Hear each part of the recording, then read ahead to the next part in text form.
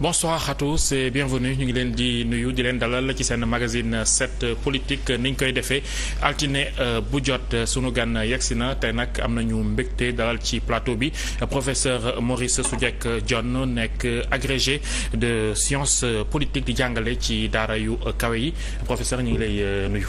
maa ngi lay fay Mamadou di nuyu ñëpp ñi nga xam ne ñi ngi seetaan 7TV. jërëjëf ñu ngi lay sant bu baax a baax ñu war a càmbar actualité politique bi gis nañu que ne jamono ji moom ça s'agite de partout coow li bëri na de part et d'autre les coalitions engagées ci élection législative yi ci sa gis-gis ak jàngat bi nga ci am lan moo waral coow lu bëri li yëpp.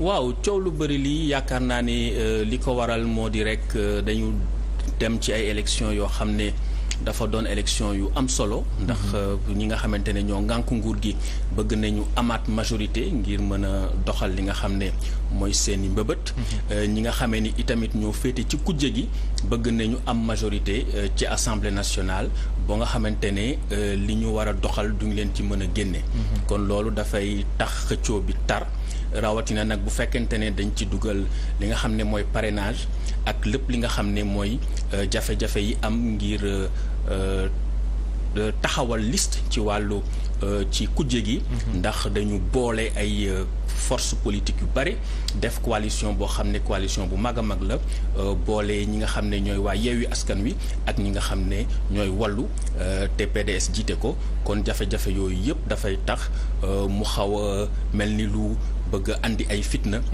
ci li nga xamante ne mooy élection législative yi ñu dëgmal. Justement en parlant même de fitna violence bi ñu bëri ñu ngi koy xaw a ragal mu ñëw te pourtant on est qu'à 2 mois des élections yi fi des na laa ci état bu dépôt liste yi ak parrainage yi la ñu toll ñu bëri ñu ngi commencé am tiitaange ce climat est-il favorable à la tenue d'élection? waaw élection ci wàllu démocratie àla kulli àll foog mu am mënuñu nekk ci démocratie te du am élection donc élection yi foog ñu amal ko wante foog itamit ñu teg ko ci yoon accompagner acteurs yi ba nga xamante ni lépp dina tegu ci dëgg tegu ci yoon ndax li ëpp solo mooy askan wi fësal li nga xam ne moom la bëgg ndax démocratie bu ñu fàtte ne kilifteef gu mag gi askan wi moo ko yore kon bëgg-bëggu askan bi war nañu fexe boo bañ ko caxat-caxate wala bañ ci njuut njaaj parce que loolu baaxul ci am réew dafa gaaw ci taal réew wala gaaw ci nasaxal réew waaw askan wi moo yore kilifteef gu mag gi kon nañu fexe boo ñi nga xamante ne am nañ lu leen naqadi wala am nañ lu leen neex ci li nguur gi def wala lu mu deful nañ leen bàyyi ñu dem ci jongante bi dal di fësal li nga xam ne mooy seen bëgg-bëgg doxal li nga xam ne mooy seen sañ-sañ te ndeyu sàttu réew mi may leen ko muy constitution bi. Professeur dëgg la élection yi am na solo enjeu bi rëy na muy ci pouvoir bi comme ci opposition bi mais ñàkk kóolonte gi ñu gis de part et d'autre tey jii nii ku ci dara arrivé nga yaakaar ne y a la main de l'autre de l'adversaire ci biir Sénégal ban moment la toll foofu ba suspicion yi nga xam ne am na ñàkk wóolonte gi ba lu am lu nekk ku nekk di ko jiñ sa morom. waaw suspicion bi li ko waral moo di rek dañu teg ay sart yoo xamante ne dañu jàpp ne ki ko fii teg ñi ngànk nguur gi dañu def li leen arrangé. waaw li bu fekkente ne nag ñi ngànk lan nga ci mën a joxe par exemple parrainage bi par exemple. boo jëlee par exemple parrainage bi. parrainage bi ko président Macky Sall di teg en 2018 ngir ñu dem ci élection 2019 yi dafa def lu ko arrangé ndax parrainage bi da ko doon permettre mu dàq candidat yu bëri ci élection yi. te anam yi ñu leen dàqe nekkul ne dafa tegu ci yoon loo xamante ne dafa leer bu ñëpp mun cee ànd donc am na ñu bëri ñoo xam ne dàq nañ leen ci élection yi te xamuñu ba léegi lan moo tax ñu dàq leen ci élection yi. diggante 2019 ak 2022 bi gisoo ne affaire yi amélioré wu na tuuti. wala fa ñu nekkoon lañ nekk ba tey. gisuma ne amélioré na booy xool fi ma nekkoon di développé. 2019 bi ñu demee ci élection 2019 yi ci présidentielle bi gis ngeen bi ñu ñëwaatee ci local yi dàq nañu parrainage. dindi ko ci te pourtant dañu waxoon ne parrainage dañ ko waroon appliquer ci bépp xeetu élection. mais gis nga bi ñu demee ci élection locale dañ ko dàq ñu andiwaat ko ci élection législative mu andi problème donc ça veut dire que bi ko président Macky Sall di teg daf ko tegoon rek ngir lu koy yombal. faluwaatam moo tax bu ñu teg ay loi nañu teg loi yoo xam ne loi yuy jëriñ askan wi la mais du ñu jël ay loi yoo xam ne sa intérêt bopp ak sa bëgg-bëgg bopp ak nooy def ba téye nguur gi ngoy ci mooy tax parce que loolu après dafay dog bu mu kóolute gi ba noppi dafay andi lu ñu naan ay rupture d'égalité maanaam yow nga yore sa majorité di def lu la neex ci loo xam ne dëppoowul ak yoon. voilà loolu nag moo ñu dab fi ñu toll nii.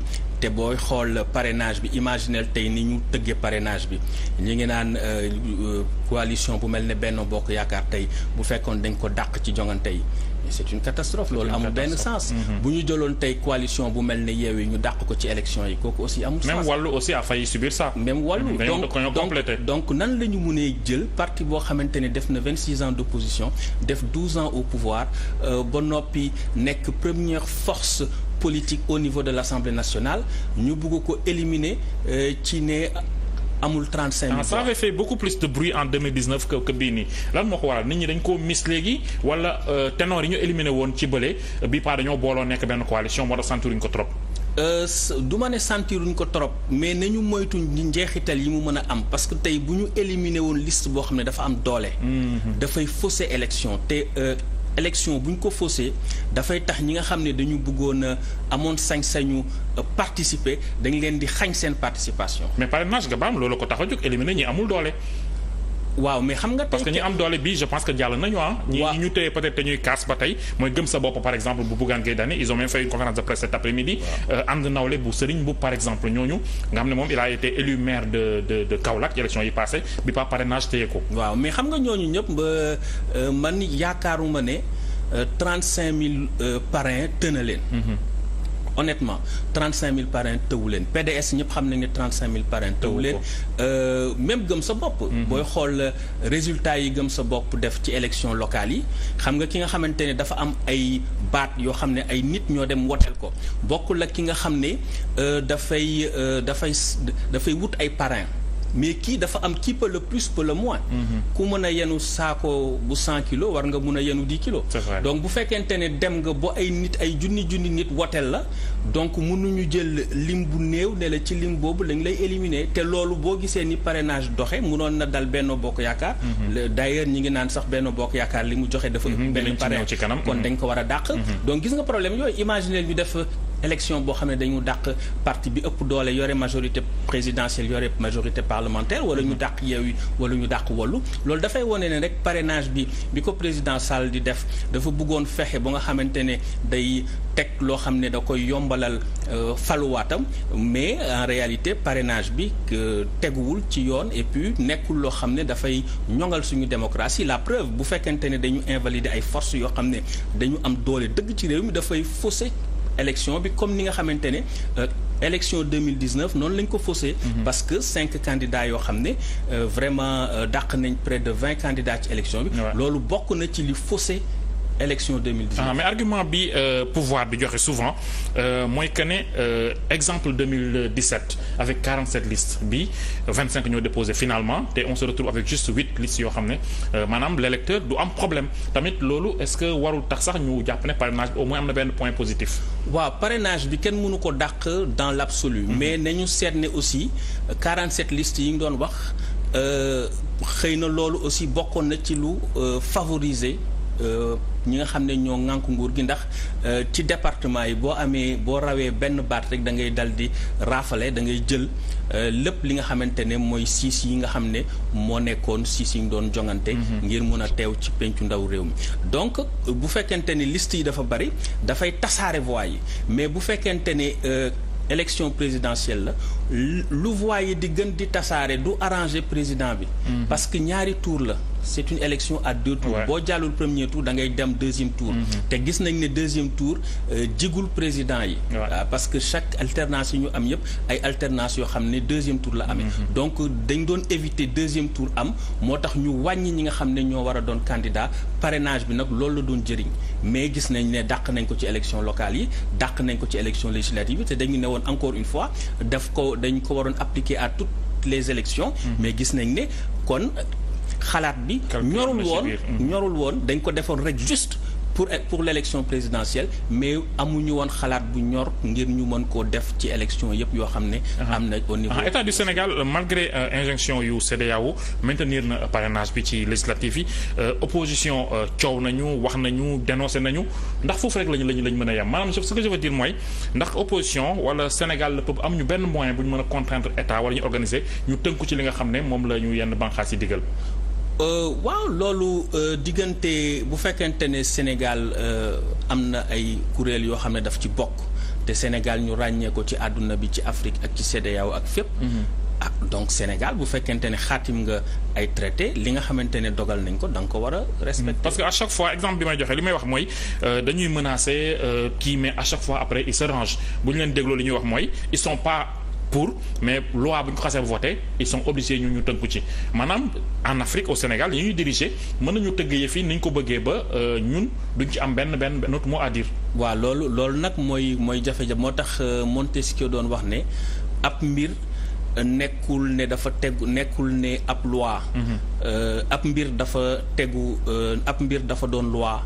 ndax dafa tegu ci dëgg ak ci yoon wante ñu ne mu ni daf li tegu ci dëgg ak ci yoon moom la ñu di war a jël def ko mu doon loi boo gisee loolu nag moo tumuranke Afrique wala Sénégal boo gisee apartheid ay loi la woon c'est vrai boo gis lépp loo gis loo xam ne boo gisee ni ñu dàqee yenn acteurs yi ci dëkk yu mel ni Côte d'Ivoire bi ñu créé le concept d'ivoirité dàq ñoom Ouattara ci élection yi et cetera ku nekk ñu am luñ la créel ne la yow defuloo 6 mois ci réew mi kon dàq nañ la ci élection yi ñu ne la yow fayuloo l'impôt koo xamante ne dafa nekk en exil du mun a fay l'impôt donc ñu jël ay loi teg ko natt ko ba nga xam ne dina dàq ñëpp ñi nga xam ne ñoo nekk ci kujje gi ba nga xamante ne ki nga xam ne moo yore nguur gi daf koy yombalal faluwaatam mais lan lañ ci gis après dëkk ba dafa mujj am ay jafe-jafe parce que loolu moo gën a gaaw ci yàq am réew maanaam fexe ba wañ loxo askan wi bëgg a exprimer wu nga ne askan bi du fi exprimer wu ba pare teg ko ci loi. boo xoolee Sénégal dirigeants yi ni ñuy yoree réew mi ndax nous sommes à l'abri de li am ci yenn réew yi. Nous ne sommes pas à l'abri moo tax war nañ def attention ci lu bare booy xool Mali fan la commencé ci ay élections législatives yoo xam ne jaarul woon yoon. ba ñu mujjee invalider élections yi ci ay circonscriptions yu bëri foofu la commencé présidentielle bi ñëwaat noonu donc. élection yu jaarul yoon wala jël ay nit ñoo xamante ne dañu war a wote ñu fexe ba wote wuñu wala tëral ay loi yoo xam ne dafay écarter ay nit wala jël ay foo xam ne moodu lañ fa waroon def ñu def fa jegaan wala xooxaan ñu ne wala dàq nañ liste bi moo am ay junni nit yoo xam ne wote wuñu ay xeetu caay-caay yu sew yooyu moom la ñu war a bàyyi ba pare teg sart yoo xam ne ñëpp dañ ci gis seen bopp bu ko defee nit ñëpp dem jongante koo xamante ne yow la askan wi jox bopp ñu xam ne yow la askan bi fal ku askan bi falul nga xam ne askan bi moo la falul tey ci démocratie askan wi moo yore kilifteef gu mag gi. D'accord avant ñu ñëw ci liste yi nga xam ne mën na am ñu rejeté leen dernier mot ci parrainage bi parce que gis nañu tey jii nii on se retrouve juste avec 8 listes yoo xam ne ñoom ñooy bokk loolu ndax ça peut faire l'affaire dañu nga xam ne ils étaient jugés peut-être sur le papier plus faible maanaam amuñu doole trop wala buñ ci paree avantage bi parti au pouvoir la jëm. waaw avantage bi je crois que scrutin majorité maanaam raw gàddu bi nga rawee benn baat dal di jël li nga xam ne mooy 6 yëpp. yi ñu tegoon ci jongante bi loolu mooy gën a yombalal. ñi ngànk nguur gi seen ñu am majorité boo xoolee Benno Bokk Yaakaar en 2017 ñi ngi amoon 49,48% des voix. Des voix donc amuñu sax 50%.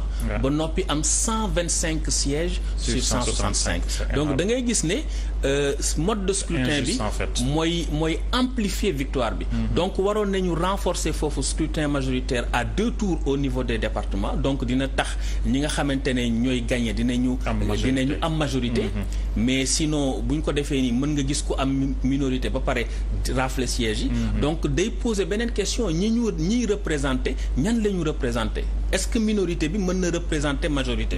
Ça c'est un problème. Et te beneen bi muy wàllu liste nationale war nañ ko jàppee xëy na comme une cooptation maanaam ñu jàpp ñoo xamante ne gis nañ ne xarañ nañu wala am nañu compétence yi ñu daal di leen dugal ci liste nationale bi ngir ñu mën a ñoŋal liggéey bi nga xam ne moom la ñu def assemblée nationale. Mais da ngay gis ci benn wàll bi ni ki ci beneen wàll bi dafa am li nga xamante ne mooy logique bi maanaam li xel mën a jàpp kenn topp ko ba fa mu yem. Avant ñuy ñëw ci liste yi coow li ko indi jamono ji pour le cas de Yewwi Askan Wi mooy parrainage bi pas parrainage parité bi parité au Sénégal naka ban jàngat nga ci am avec le temps depuis ñu def ko ba tey parce que ñu bëri jàpp nañ ne à l'Assemblée nationale tey jii li waral débat bi wàcc xëy na parité bi bokk na ci parce que góor ak jigéen dëgg la am na solo mais yenn saa yi dinañu bàyyi góor gu am xam-xam jël jigéen boo xam ne taxu koo am xam-xam loolu te loolu dafay wàññi li nga xam ne mooy niveau débat bi. waaw loolu dëgg la parce que bu fekkente ne dañu nem am réew moo xamante ne réew mu ndóol la réew mu bokk ci réew yi gën a ndóol ci àdduna bi. li war a doon farata bi mooy ñu tànn ñoo xam ne xarañ nañu mën nañu liggéey am nañu xam-xam ngir réew mi jëm kanam mais waruñu jël rek critère boo xam ne ci wàllu sexe la maanaam kii góor la wala jigéen ñu daal di koy tabb parce que loolu dafay nasaxal suñu koom-koom laa mën a wax day nasaxal institution yi naam bu fekkente ne am na ay jigéen ñu compétente war nañ leen teg même bu fekkee jigéen ñi ñoo ëpp nañ leen jox cër bi ñu moom ñu jox leen jigéen ñi bu fekkee jigéen ñi am compétence ñu ëpp nañ leen nommer parce que li ñu doxal réew mi lañ koy liggéeyal bu fekkente ne itamit ay góor ñi ñoo ëpp compétence ñu teg góor ñi parce que li ñu xool mooy critère efficacité nan la ñu def ba ñoŋal li nga xamante ne moom la ñu war a yore lii askan wi dénk ñi jiite loolu lu am solo la parce que bu ñu ko deful day mel ni dañu def rek pour rafetal ñu ne Sénégal am na ci assemblée bi góor ñi ak jigéen ñi ñoo tolloo ñu dem di ko wone fu nekk mais loolu ban njëriñ la am njëriñu taaral boobu amul sens bu fekkente ne la ñu leen sant ñoom muy farata bi ci liggéey mënuñu ko def. kon bu ñu la santoon yow tey ji professeur réforme jëm ci mbir moomu da ngay sàkku ñu dindi ko.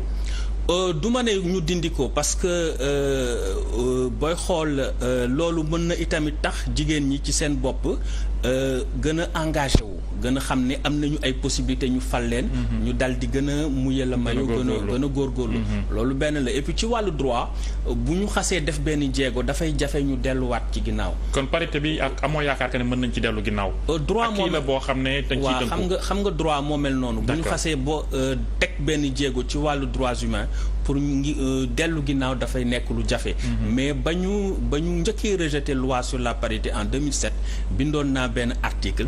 pour ngàññi loolu ne li ñu def mënoon nañ ko defee neneen ndax bu ñu tànn ci réew mu ndóol dañu war a tànn ngir loo xamante ne dafay ñoŋal koom-koomu réew mi. wante waruñu ko jël rek def ko ci loo xam ne dafay taaral te amul njëriñ rawatina nag bu fekkente ne réew yu mag ñi sax réew yu développé yi réew yi am doole yi sax defuñu loolu ñun Sénégal lan moo war a tax ñu di ko def certes war nañu valoriser jigéen ñi parce que jigéen ñi ay jàmbaar lañu ay borom xam-xam lañu.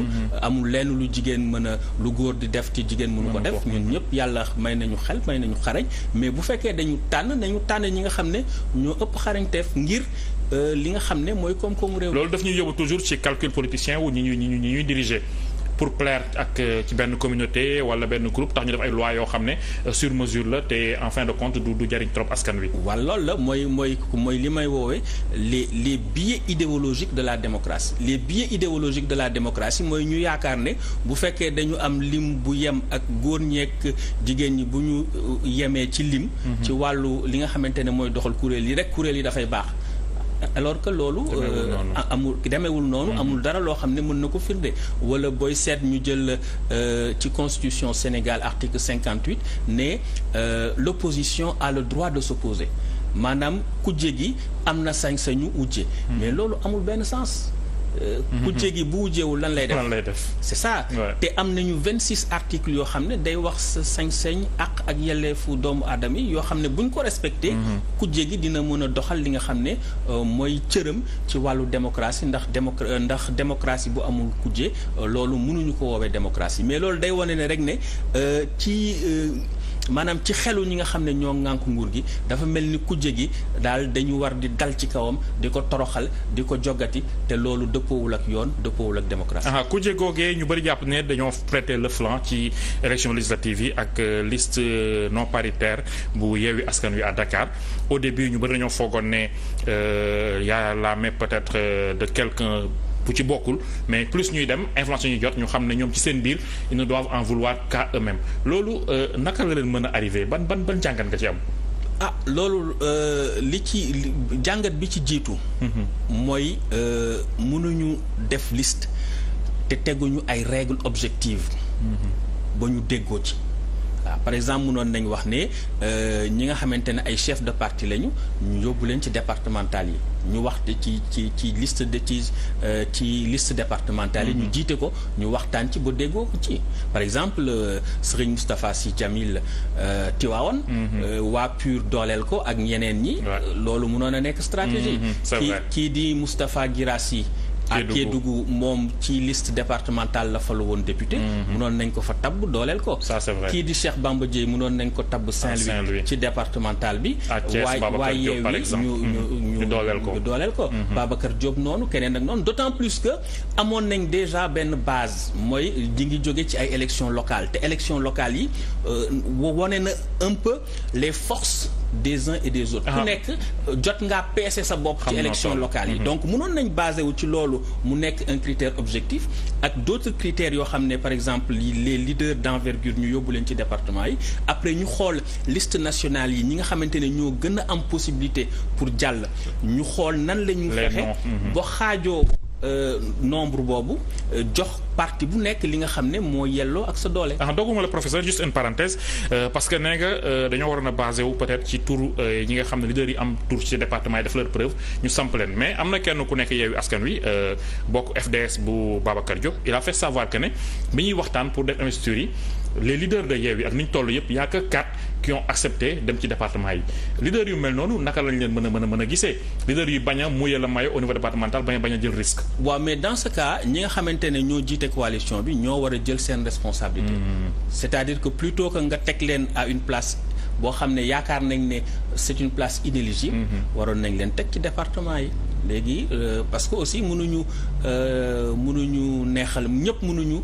am li ñu bëgg ci liste bi mais bu ñu tegee ay règles discuter ko ba nga xamante ne parce que boo nee du nga ma yóbbu ci département bi war nga mën a joxe ay lay war ne lii ak lii moo tax bu fekkente ne lay yi nga joxe xel mën na koo jàpp méngoo na ak sa doole ci wàllu politique ñu xam bu fekkee méngoowul ñu ne la lii mënul nekk ndax lii ak lii moo tax ñu waxtaan ci mais mënuñu def liste boo xam ne dañu bàyyi nit ki noonu rek te amul ay règles loolu je crois que moo nekk la première erreur deuxième erreur bi moom mooy bu ñu xasee teg règles yi ba waxtaan ci ba nit ñi d'accord bu ko defee nag ki nga xamante ne moom moo war a dogal mu dogal ba pare ñeme ci li muy dogal. waaw leneen li moo di bu fekkente ne aussi yónni nañu ab mandataire mooy ki nga xam ne moo gàddu responsabilité bi. voilà donc ci li nga xam ne moo ëpp farata mooy saytu liste bi ba xool ndax lépp jaar na yoon mu soog a signé teg cachet loolu ñi ko yebal moom la ñu jox sañ-sañ boobu. waaye Yewwi ils ont manqué de vigilance ils ont été négligents noo ko mën a gisee parce que un des leurs moo leen jaay moo ko mën a woowee noonu. foofu nuñ ko mën a comprendre. loolu daal ci sama gis-gis mandataire bi la. pourquoi parce mandataire national Déthié Fall. parce que moom moo am responsabilité bi. donc yow bu ñu la dénkee responsabilité bu fekkee mënoo nga ne mënuma bu fekkente ne nee nga mën nga war ngaa saytu. boo fi saytu bi yem même bu fekkee da nga délégué ña nga délégué bu fekkente ne dem nañ ba ci cappaandaw gi war nga xool ndax. la confiance n'exclut pas le contrôle. voilà ndax la nga leen délégué woon def nañ ko. na mu ware ndax bu fekkee defuñu ko na mu ware mbir mi ci yow lay teeraat ndax yow yaa gàddu responsabilité bi. yow yaay mandataire bi. loolu tey jii nii ce qui arrive waa DG waxaguñ ci mais ñu bëri am nañu certitude à 90% que ne liste bi dañ ko rejeté parce qu'elle est non paritaire loolu tey jii nii bu amoon ci sa gis-gis conséquences yi sociales avant politiquement parlant pour Yewwi parce que gis nañu que ne am nañu leen gëm amoon nañu yaakaar y a eu même des appels ku mel ne Déthié Fall wala Barthélémy Dias nee nañu il est hors de question que ñu def ay législatives sans la liste de Yewwi à Dakar. waaw loolu foog ñu jàngat ko ci. anam yu bare bi ci jiitu moo di yoon nekku fi ngir di dàq ay liste loolu amul sens. même booy xool. même bu liste yi tegul ci yoon. maa ngi ñëw même booy xool la jurisprudence du conseil constitutionnel dafay def toujours la primauté de la volonté des électeurs maanaam am na sax PV yoo xam ne bu ñu nee PV yi am na kenn wala ñenn yu ko signéwul juge bi du dàq PV bi automatiquement. dafay xool ndax parce que day gis ne am na ñu bëri ñoo xam ne wote nañu donc ñooñu bu ñu dàqee PV bi noonu rek parce que amul signature. loolu dafay yàq votu ñi nga xamante ne ñoo. maanaam choix électeur la ñu war a jiital. voilà la volonté de l'électeur. parce que loolu mooy la souveraineté du peuple. peuple bi moo am sañ-sañu. tànn donc bu fekkente ne ci ay mbir yu ndaw ci ay loi dañu bëgg a dàq ay liste loolu du dëppoo ak démocratie te dafay fausser l'expression de la volonté. kon ragal nga buñ ko rejeté coow am parce que ñu bëri jàpp nañ ne comme que waaye yow yi ñoo juum dara du yëngatu mais ni nga ko waxee nii ak la volonté populaire parce que ñoom la ñuy xañ seen ay suffrage bu boobaa. waaw mais c'est que c'est dangereux parce que mënuñu am fii une majorité écrasante de l'opposition mu lépp ñëpp leer ko mu leer ñëpp par exemple. Yewwi à 92 000 voix rien que Yewwi am na 92 000 jiitoo na Benno Bokk Yaakaar 92 000 voix. près de 100 000 voix. près de 100 000 voix.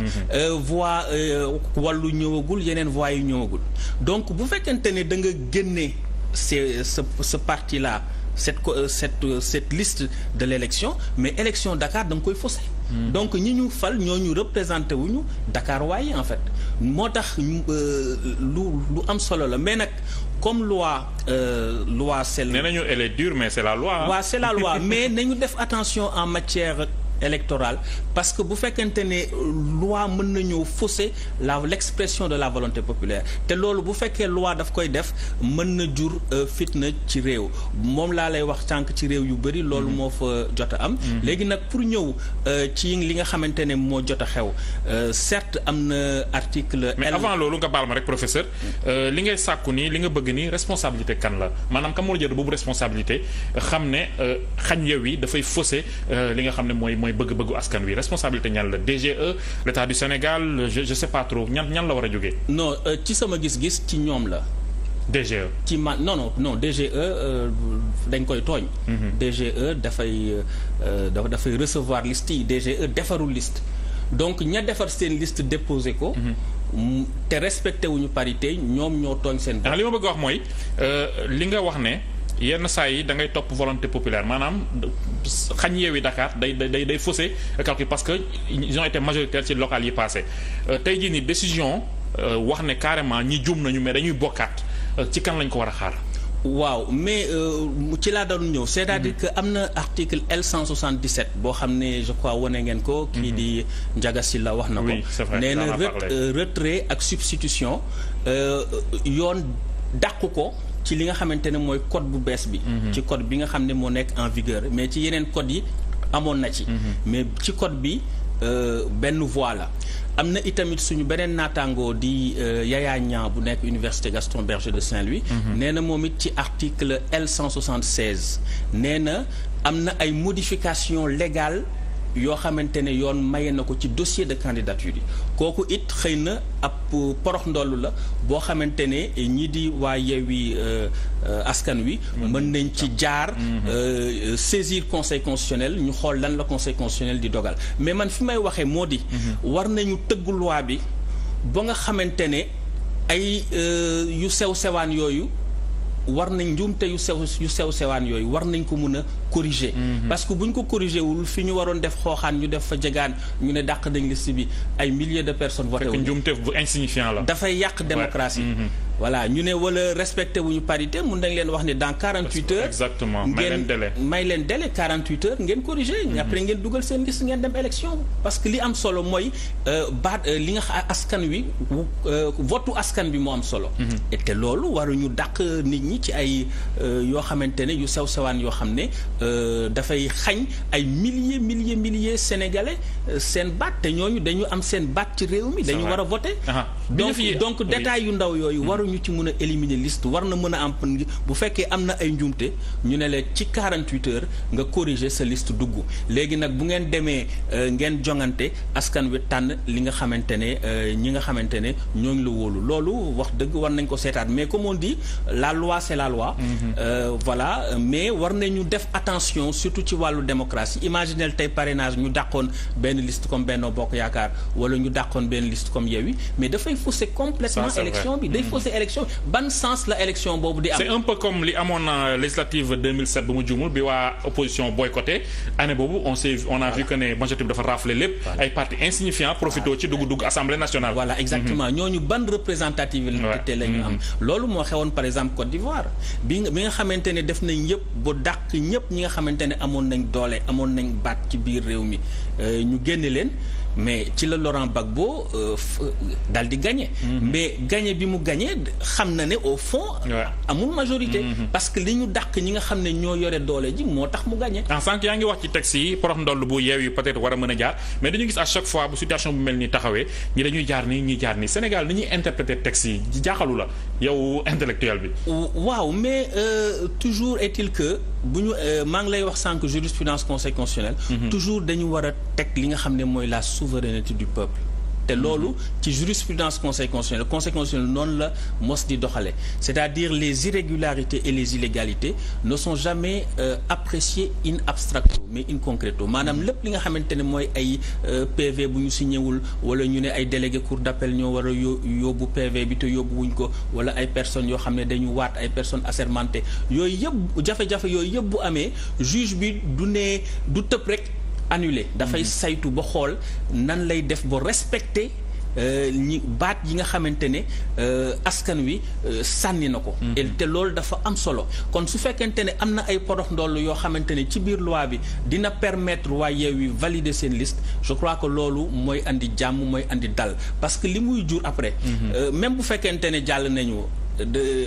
Voilà ñi nga xam ne dañ leen xañ seen droit dañ koy jàppe jaay doole parce que ñi nga xam ne dañu am ay frustration bëgg ko exprimer nga ne leen seen frustration du ngeen ko exprimer ci urne yi mën nañ ko génnee neneen mais même buñ ko génnewul léegi mën nañ dem ba jëmmi jamono leneen tegu ci mu génn moo tax il faut qu'on fasse très attention. D'accord léegi ñu taxaw ci le cas des leaders de Yewwi Askan Wi ak Barthélémy Diaz qui a été élu maire de Dakar xam nañ ne du lu ndaw donc dafa am échelon bu mu yéeg ñu naat ci tegoon tamit mu naroon nekk tamit député ñu bëri jàpp ne il dérange certains de ses compagnons ñu bëri jàpp ne li xew ni ak accusation yi ñu ciy gis c'est fait exprès am na ñoo xam ne ñoo ko tey pour un peu freiner les ardeurs de Barthélémy Diaz ndax gis nga ci loolu maanaam bu gagné woon il allait devenir vraiment koo xam ne jàpp nañ ne day nekk candidat en 2024 te même au sein de sa coalition am na ñoo xam ne ils ont encore ses ambitions Khalifa Sall xëy na ses droits dañ ko yàq jamono ji mais n'empêche ba tey am na lu mu bëgg même bu ko waxul. waaw mais Barthélémy Diaz ñëpp nangul nañ ko fitam ñëpp nangul nañ ko engagement wam ñëpp nangul nañ ko dëggoom ci li muy def. waaw loolu waaw mais voilà donc kon li nga xam ne tey moo am mooy mu gagné mairie Dakar ak mu nekk tête de liste Dakar. lu mu mérité la donc nit ki aussi li mu mérité waruñu ko xañ parce que boo ko xañee dafay nuru leneen. voilà léegi nag su fekkente ne fal nañ la nga doon kilifa Dakar. war nga xoolaat ni ngay waxe ni ngay jëfe ak ni ngay doxale ça c'est vrai parce que ñi ngi Dakar waa yëpp dañu war a gis seen bopp ci sa jëmm da nga leen di représenter yow yaa leen war a toogal yaa leen war a waxal yaa leen war a jëfal kon war na am yu bëri yoo xam ne war nga ko moytu d'autant plus que nit ki mën na am ay qualité yu bëri mais mu fësal benn défaut boo xam ne dafay dal di muur qualité mi yëpp. beneen bi ci tegu moo di su fekkente ne da ngay yóotu benn ndombo tànk ci réew mi war nga am ci sa taxawaay war nga wone ne yegg nga ci dayoo ñu ñu takkal la ndomba tànk boobu. mais est-ce que souvent ni muy réagir li muy jot ku yi muy jot te tàmm koo jot parce que Barthélémy Dias boo seetloo depuis 2010 ba tey amul jàmm 2011 attaque mairie Mermoz Sacré-Cœur bi chaque 2 ans 3 ans ñu yëngal dossier Ndiaga Diouf bi yóbbu ko convoqué ko à la longue day dem ba mën na ko changer même bu fekkee ne déjà moom de nature ki ni ku tàng la mais dafay dem ba nekk tout le temps sur la défensive est-ce que tam mënuñu ko may bénéfice comprendre si côté atténuant voilà. si non loolu dëgg la mooy li ñu doon wax sànq. ci wàllu sàmmonte ak yoon loolu dafa am solo ci am réew. waruñu jël droit di ko caxatee wala jël doole askan wi di ko xeexe di ko dóor ci kaw kujje gi ci anam yoo xam ne du yoon doole askan wi dëgg ak yoon moo ko war a tax a jóg. kenn moomu ko président moomu ko keneen moomu ko. dooley askan wi la. dëgg ak yoon moo ko war a tënk. bu fekkente ne nag léegi ñi nekk ci ñi ŋànk nguur gi dañu jàpp ne ñoom respecté wuñu yoon ñoom li leen neex ak li leen arrangé la ñu xam ngir ngoy ci nguur gi. ñi nekk ci kujje gi ñoom it dañu naan lépp loo xamante ne suñu àq lépp loo xamante ne ci suñu àq ak suñu yelleef ndeyu sàtt réew mi may nañu ko buñ ñu ko nangulul dañ koy foqati. léegi loolu lan lay jur. jàmmaarloo lay jur te jàmmaarloo boobu baaxul li tax baaxul mooy dootuñu am référence c'est-à-dire dootuñu am règle ñii dañu def lu leen neex ngir seen intérêt ñii ne ñu nit comme ñii lu leen neex la ñu def. dañu teg loo xam ne jaaduwul buñ ñu tegee lu jaaduwul duñ ko nangu donc amatuñu référence. Ce qui fait jaayante doole mooy am te loolu ci am réew ci am démocratie ci am état de droit dañu war a fexe moytu ko ndax li mu mën a jëlal réew mi du jàmm. Khalifa Sall il est un peu considéré comme le sage de Yewwi Askan Wi Déthié Fall mooy stratège bi mais Barthélémy Dias ak Ousmane Sonko dañoo xaw a niroo tempérament te ku ci nekk ndaw nga def nga say preuve politiquement dese ay ambition ñoom ñaar seen ànd ndax dina yàgg. Seen ànd mën na yàgg mën na bañ a yàgg l'essentiel politique convergence d'intérêt rek li tax ñu ànd tey. parce que ñu bëri jàpp nañ ne baal ma jàpp nañ ne 2024 bii di ñëw ku ci nekk war nga mën a wane say ambition parce que Ousmane Sonko moom yàgg na ko affiché Barthélémy Dias nag ak galon yi mu jël entre temps voilà c'est logique maintenant que mu présenté wu en 2024. waaw mais ndeyu sàttu réew mi. moo may bépp sénégalais boo xam ne am na fanweeri at. ak juróom respecté li nga xam ne moom la constitution bi laaj. mën a samp ndëndëm ne sénégalais yi fal leen ma loolu ku ne am nga ci sañ-sañ. léegi bu fekkente ne muy Barthélémy Dias muy keneen ku ne am nga ci sañ-sañ. fi ma bëgg a wax mooy est-ce que ñoom ñaar donc kenn mënu ko interdire. parce que citoyen la comme citoyen yëpp. est-ce que ñoom ñaar kenn amu ci intérêt keneen kii dooleem wàññeeku. waaw mais loolu mais nañ ko teg ci yoon rek. nañ ko teg ci yoon teg ko ci dëgg. mais waruñu ko jaaree ci ay coups bas maanaam ay coups en dessous de la ceinture. voilà comme ñuy parce que bëre boo gis rek dafa am ay règles. en politique nga malheureusement loolu daf ci bëri trop. voilà mais bu ñu bëree nga jékki-jékki génne paaka jam ki ngay bëreel wala nga génne béjjën jam ko wala nga màtt ko mbaa nga weq ko. loolu nekkat respecté too règles yi. erreur bi am ci investiture yu liste yi ak non respect parité bi dafa am lu mu nëbb loo xam ne amoon na fi mooy mécontentement général bi amoon Yewwi Askan Wi au lendemain des investitures leader yu bëri di mer di ŋàññi di génn seen bopp si Khalifa Sall ñu koy diingat ak tuumaal yu mu def leader yi ñi génn ñi diingat seen mer noo ko mën a analyser. waaw loolu dañoo subir injustice wala dañoo wane que ne il ne valait pas mieux que les autres poste rek moo leen intéressé. waaw loolu lenn xam nga booy xool coalition kujje gi yëpp depuis 2017. Manko Taxawu Sénégal Manko Wattu Sénégal. Wallu Sénégal. Yewwi Askan Wi Aar Sénégal loolu yëpp boo xoolee tur yëpp coalition li ngi leen dàkkantele yëpp mooy Sénégal dafa sonn. maanaam dafa nekk comme ku feebar ku sonn ku ñu war a taxawu. est-ce que ku feebar ku sonn ku ñu war a taxawu est-ce que nit ñi waruñu mën a fàtte tuuti seen bopp. donc ce qui fait que bu fekkee ku ne da ngay ñëw jiital sa bopp ak sa dayoo ak sa bëgg-bëgg ak sa intérêt xëy na peut-être loolu askan wi mën na ko gisee neneen xëy na loolu moo taxoon boobu Ousmane Tanor Dieng yàlla na ko yàlla yërëm. ak Moustapha Niass bi ñu mënulee déggoo ci biir Benno Siggil Sénégal xëy na loolu tax na ñu am résultat yi ñu am. ci élection 2012 ba président Macky Sall daal di leen raw. voilà kon su fekkente ne dañu jox signal askan loolu la ñu won askan wi it mun na ne kon xëy na ñii ak ñi fi ne wutewuñu kon suñ ñu nee dañu soppi xëy na dañu nax. donc loolu lu jar a bàyyi xel la. deuxième mbir mi mooy li ma doon wax sànq waroon nañu fexe bu déggoo ci ay sart.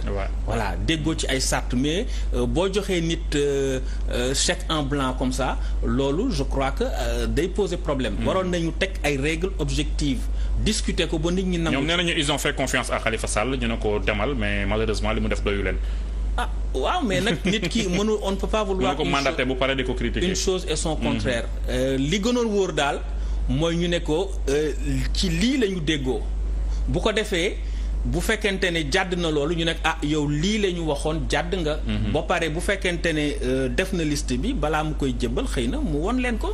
cause bi lan la la coalition était devenue trop grande incontrôlable wala ñu bees ñi ci dugg bokk ñoo ñu njëkk ñi gëm-gëm moo ko indi wala ñoom ci seen bopp ñi ko ŋànk ñoo bokkul orientation politique gis-gis.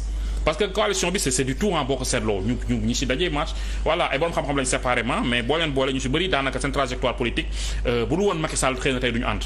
waaw loolu yëpp a ngi ci mais lii tax coalition bi am mooy pragmatisme politique c'est-à-dire xool nan la ñu def ba mën a gagner ay sièges yu ba mën a am ay sièges yu bëri assemblée nationale. parce que dañu gis ne ni ñu fale raw gàddu bi ci département yi dafay favoriser trop ñi nga xam ne ñoo ngànk nguur gi. loolu moo tax moo sabablu li nga xam ne moo di coalition boobu. mais encore une fois ñoom ku ci ne parce que ñi ngi jóge ci ay élections locales. donc ku ci ne en âme et conscience maanaam nañ ku wéet xam sa bopp ku ci ne xam nga li nga peese donc mënoon nañ teg ku nekk li nga peese ku nekk lan mooy sa dayo ñu dal di koy waxtaane ku nekk li nga xam ne mooy sa cër ñu jéem la ko jox. loolu bu fekkoonte ne defoon nañ ko xëy na jafe-jafe yi mën na bañ a am wala boog buy amit du am dayo bi nga xam ne moom la am. L'arrivée de Wallu à la dernière minute bi muy soog a am entre ñoom ñaar seen déggoo bi stratégie bi ñu am ci département yi ñu bëri dañoo tàccu en saluer mais ñu bëri jàpp nañu aussi loolu moo faussé jeu bi ba après tey ji leen arrivé leen. du ma ne moo faussé jeu bi ci sur le plan stratégique maanaam ci wàllu xarañteef ci li nga xamante ne moom la ñu war a def ngir gagner. loolu stratégie bu baax la parce que stratégie boobu dañu xool ci département yi ñu ëpp doole ñu jiital leen raw gàddu bi day tax dañu yomba gagner foofu. mais professeur ñi naan loolu boo ko defee département bi di nga votel koo xam ne bokku leen formation politique mais au niveau national sax da ngay xañ sa bopp loolu tamit est-ce que c'est payant. c'est pas payant mais parce que aussi mooy li ma doon wax sànq rek. sama gis-gis defoon ko scrutin majoritaire à 2 tours. man moom laa gënoon a gis ne moo doon gën. voilà ce qui fait que kiy gagné majorité mooy tax mu gagné. mais du ñu am ñoo xam ne dañu nekk minoritaire ba noppi. rafle 6 yëpp. loolu dëppoowul ak démocratie. ngir ñu renforcer démocratie bi waroon nañ def un scrutin majoritaire à 2 tours. te bu amoon scrutin majoritaire à 2 tours day tax coalition Yewwi Wallu bi mënoon na ñàkk. parce que ñoom coalition bi li ko waral yépp mooy mode de scrutin bi. Yewwi ndax dina bàyyi ay plume ci coow li ni wala du am benn impact ci élection yi résultats yi wala tout dépendra de leur liste à Dakar rejet bi wala kii. dina am parce que coow li bëri na ak mécontentement yenn leaders yi aussi. waaw dina am ay njeexital wante loolu mënuñu ko foog ñu dem ba xool. li nga xamante ne moo ci am ak nan la askan wi di réagir ñu mun ci am ay jàngat. Aar Sénégal dans tout ça loo xalaat seen coalition ndax mën nañu tirer profit ci situation bii nii. Aar Sénégal partiellement parce que aussi bu ñu fàtte ne. même bu ñu invalider liste bi au niveau départemental liste nationale bi day des. ça c'est vrai. donc ñi nga xamante ne ñoo nekk ci coalition Yewwi Wallu dese na leen aussi liste nationale. léegi li ci am rek mooy ñi nga xamante ne ñoo nar a gagné dañu rafle ñetti siisu Ndakaaru yi ak li nga xam waaw ba noppi voilà xañ ko waa Yewwi te wax dëgg ku xool li xew ci élection locale yi ñu jóge xam ne waa Yewwi ñoo moomoon ñetti siis yi. Ousmane Sonko le discours qu'il tenait il y a 5-6 ans avant muy nekk député ak bi muy tenir tey mu ne bi muy tenir tey mooy ses compagnons yi nga xam ne daanaka 5-6 ans ci ginnaaw xalaatul woon ànd ak ñoom loolu noo koy analyser. waaw mooy pragmatisme politique bi may wax rek xam nga dafa newoon c'est le candidat anti-système. En tout cas c'est le leader anti-système mais système mi ngi mel ni rek l'organisme humain bu ci ab microbe duggee day doon un agent pathogène. Système bi yëpp dafay coaliser wu ngir fexe nu mu koy faagaagale. léegi microbe bi itam bu duggee dafay fexe nu muy faagaagale système bi. Donc su fekkente ne da nga nekk un anti-système dem coaliser wu ak ñoo xam ne ci système bi la ñu bokk. Ndax la nga bëggoon a soppi da nga ko mën. kooku laaj bu njëkk la. wala ndax système bi doo ci dugg ba pare système bi mujj la faagaagal yow mi nga xam ne yaa ko bëggoon a soppi. loolu it jàngat la ci wante mën nañ ci amaat beneen jàngat itamit ndax gis nañ ne à partir de la présidence de la République mën nañu def ay réformes yu bare. soo seetee les assises nationales boo seetee la commission nationale de réforme des institutions loolu am na lu bëri loo xam ne volonté politique moo ko yore. mais volonté politique boobu bu fekkente ne ki ñu fal am na volonté bi bëgg na changer mën na changer lu bare ci système bi. avant ñu ñëw ci waa Benno Bokk Yaakaar Ousmane Sonko la relation bi mu am ak ses militants noo koy jàngatee parce que des gens yoo xam ne lu ñu accusé Ousmane Sonko il reste sourd seen yoon newu ci lu ñu ko tuumaal bàyyiwuñ ci xel plus ñu ngi koy dénigrer di ko gaañ ñuy gën a bëgg a ànd ak moom boobu relation fondement bi lan la ci sa gis-gis. Fondement bi ci sama gis-gis mooy daf leen won vision ak valeur maanaam bu ma jotee nguur gi lan moo tax ma bëgg a jot nguur gi. ak bu ma jotee nguur gi lan laay def. loolu moo tax dafay andi beneen dimension mooy dimension ngëm-ngëm ñi koy topp. am na c'est des fanatiques. waaw mooy ngëm-ngëm bi may wax. ngëm-ngëm bi c'est-à-dire kenn joxu leen kenn dugalee leen ci car kenn joxu leen xaalis kenn joxu leen t-shirt mais dañu dem parce que ngëm-ngëm moo leen yóbbu. su fekkente ne loolu dafa am nag am na benn. avantage am na benn inconvénient. L'inconvénient mooy ki nga xamante ne moom la ñu jiital mën nañ yaakaar ne benn messie la maanaam koo xam ne day benn sauveteur la. te loolu ci réewu Afrique yi war nañ ko moytu parce que mën na jur un dictateur facilement. leneen li aussi moo di ña nga xamante ne ànd nañu ak moom gëm li muy def aussi mën na tax ñu am benn dynamique boo xam ne mën nañu soppi lu bari ci réew mi. ñu ñëw ci waa Benno Bokk Yaakaar ak ce surplus de parrains yi nga xam ne jàpp nañ ne mën na invalider seen liste bi loolu tamit buñ ci basé woon ba invalider leen li nga wax ci yow rek ngay waxaat ci ñoom. waaw loolu laay wax ci ñoom. Il est inconcevable tey ñu dem ay élections législatives yoo xam ne Benno Bokk Yaakaar bokk ci loolu amul sens. mënuñu yore majorité présidentielle yore majorité parlementaire ñu ne leen parce que da ngeen ëppale benn parrain wala amu leen 35000 wala am ngeen 35000 voix ñu dàq leen ci jongante yi loolu xel xalaatu ko dafay fausser complètement élection bi. bu ñu ko defoon ci Yewwi dafay fausser complètement élection bi. mais malheureusement pour Yewwi bu ñu ko defoon ci Wallu day fausser le jeu. malheureusement pour Yewwi ñi ñoo yor pouvoir bi. te le camp adverse pense que ne ñoom ils peuvent tout se permettre loolu tamit dafay tax ba voilà xel yi di tey parce que ñu bëri jàpp nañu tey jii nii listu Yewwi moom dañ ko nar a invalider à Dakar mais listu Benno ñu bëri jàpp nañu dafay jàll boo seetloo sax ñu commencé génne ay documents di wane que ne voilà ça ne change rien mën nga delloowaat mën nga wàññi bi ci topp lañ dul comptabiliser pour wane que ne ils sont pas dans l'erreur. waaw man de ci sama gis-gis am na caaxaan yoo xam ne kenn waru ci mën a dàq liste. suñu waxantee dëgg. parce que askan wi moo war a tànn mënuñu am ñoo xamante ne dañu am doole politique. ñëpp nangul leen ko. ci ay détails yu ndaw ñu bëgg a éliminer seen liste. bu fekkee ci Benno Bokk Yaakaar la du yoon dëppoowul ak démocratie bu fekkee ci Yewwi la du yoon dëppoowul ak démocratie. waaye Benno tey jii le président xam naa moom moo nekk derrière nañu manager ba seen liste seenagul amagul fuite kenn xamagu ko loolu tamit noo ko gisee. waaw loolu xëy na dina tax dina tempérer frustration yi mais booy xool li nga xam ne dem nañu ba catal mbir mi ba nga xamante ne ñi ñu investirul du ñu mën a am possibilité dugg ci def liste parallèle loolu itamit dina fidéliser l'électorat de Benno Bokk Yaakaar te dina taxit Benno Bokk Yaakaar président de la République ñi sampagul gouvernement bu bees naam am na nee na dina voté na réforme constitution pour delloo si waat poste premier ministre mais ba léegi tabagul gouvernement bu bees donc ñëpp ñi nga xam ne investiruñu leen mën nañ jàpp ne mën nañ dugg ci gouvernement bi wala mën na am feneen foo xam ne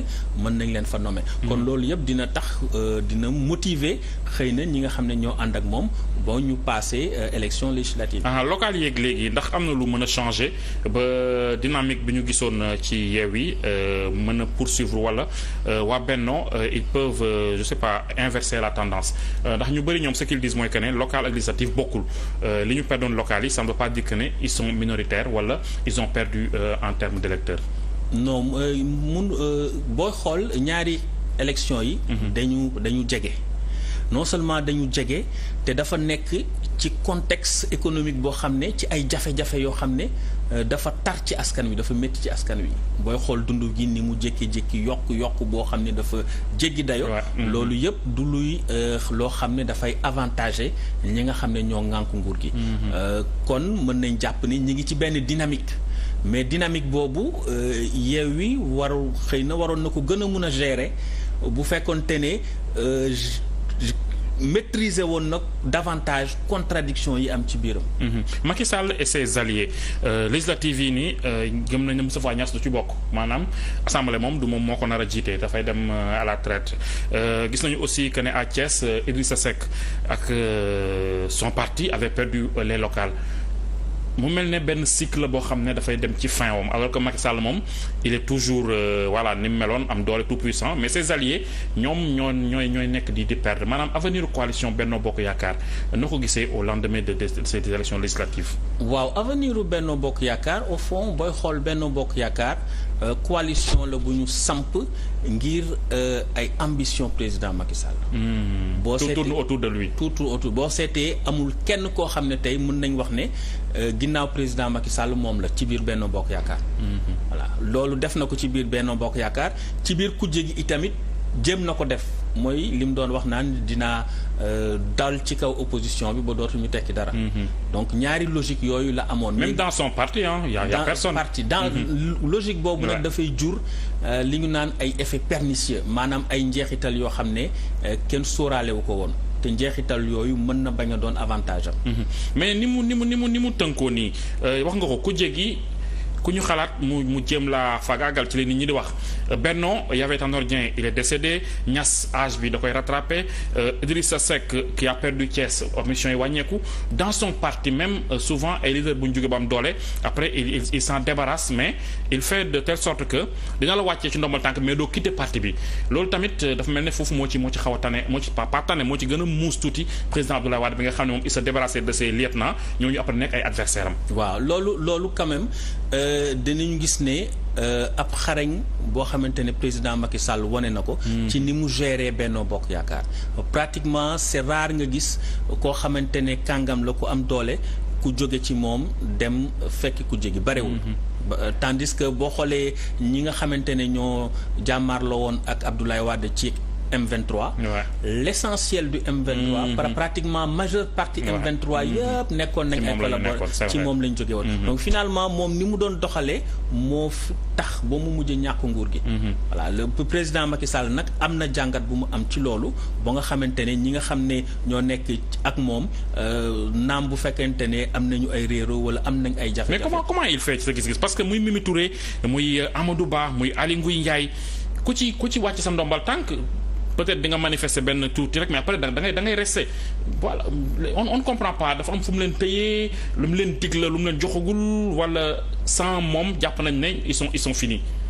waaw xëy na itamit loolu day wane ne boo teelee génn. xëy na danañ la xeex boo xamante ne mën na la andil ay. c'est ce qui est arrivé à Idrissa Seck. voilà loolu xëy na loolu la. mën nañ parce que nguur gi dafa am doole.